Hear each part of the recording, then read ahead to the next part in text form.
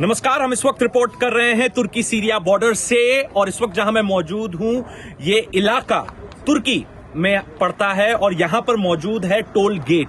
ये वही गेट है जिसको खुलवाने के लिए लगातार तुर्की पर दबाव था और बाकायदा दमास्कस की जो सरकार है, बशर अल असद की जो सरकार है, वो भी लगातार दबाव बना रही थी तुर्की सरकार पर कि ये गेट और इस प्रकार के जितने और गेट्स हैं उनको खोला जाए, जितने ज्यादा से ज्यादा मदद सीरिया पहुंच सके। अब आप देख सकते हैं मेरे राइट में 3 ट्रक्स खड़े हैं। इन ट्रक्स के अंदर जो एनजीओ, जो फाउंडेशन ह्यूमैनिटेरियन एड भेज रहे हैं, जो मदद भेज रहे हैं, वो सामग्री है इनके अंदर।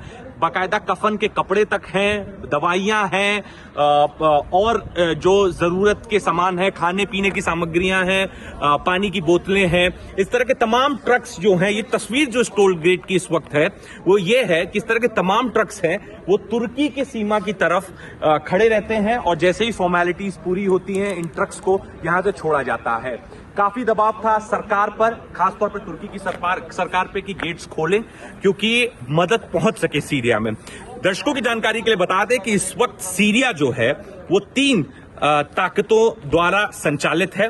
कुछ इलाका कर्ड्स के पास है, कुछ इलाका रेबल फोर्सेस के पास है जो कि तुर्की सरकार की मदद से वहां पे काम करते हैं, और एक बड़ा इलाका है वो सीरियन सरकार के पास है जो कि दमास्कस से ऑपरेट करते हैं।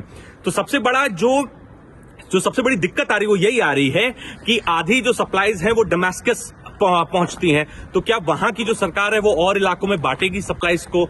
फिर उसके बाद जो सप्लाईज तुर्की भेजते हैं वो तुर्की के द्वारा संचालित कंट्रोल जो इलाके हैं उनके रेबल फोर्सेस द्वारा वहां पहुंचते हैं, तो क्या वहां की सप्लाई दमास्कस पहुंचेंगी?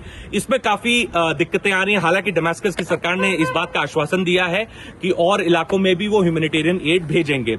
यहीं आपको बता दें कि भारत ने भी 2 इंडियन एयरफोर्स के जहाज भेजे हैं, C-130 एयरक्राफ्ट भेजे हैं सीरिया मेडिकल सप्लाईज के साथ, जरूरत की चीजों के साथ, कपड़ों के साथ, कि लोगों की मदद की जा सके।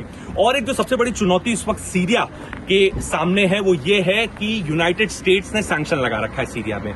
इस वजह से कई देश सामने से आके मदद नहीं कर पा रहे हैं और खुद बशर अल असद भी एक तरीके से बैकफुट पे हैं क्योंकि उनकी पूरी जो लड़ाई रही है वो अमेरिका के खिलाफ रही है।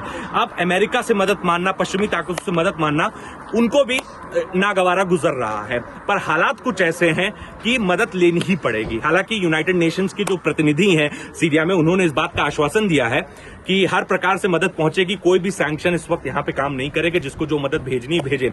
वहीं दूसरी ओर व्हाइट हेलमेट्स जो कि सीरियन सिविल डिफेंस की बॉडी है जो रेस्क्यू वर्क कर रही है, उसने बताया है कि रेस्क्यू के सारे काम रोके जा चुके हैं क्योंकि 160 घंटे से ज्यादा का वक्त बीत चुका है। अब जिंदा बचने की जो उम्मीदें हैं वो कम है। वहीं यूके ने व्हाइट हेलमेट्स का जो फंड है वो बढ़ा दिया है 3 बिलियन यूरो, जिसमें उनको और आसानी से और अच्छे से वो रेस्क्यू वर्क कर पाए।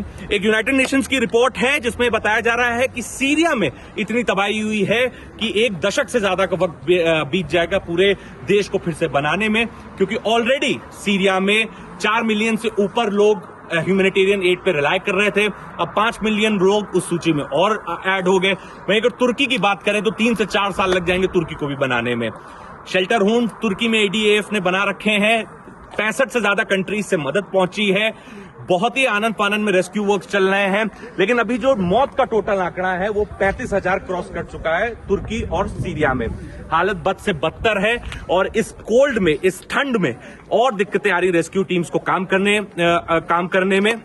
यही वजह है कि रेस्क्यू ऑपरेशन बहुत डिले भी हुए, बहुत सारी रेस्क्यू टीम्स लगी हुई हैं, लोगों को बचाने की कोशिशें की जा रही है। इनफैक्ट बहुत सारे लोगों को बचाया भी जा चुका है 160-165 घंटों के बाद भी। अगर आपको हमारी ये ब्रॉडकास्ट अच्छी लगी तो आगे भी हमारे साथ जुड़े रहिए।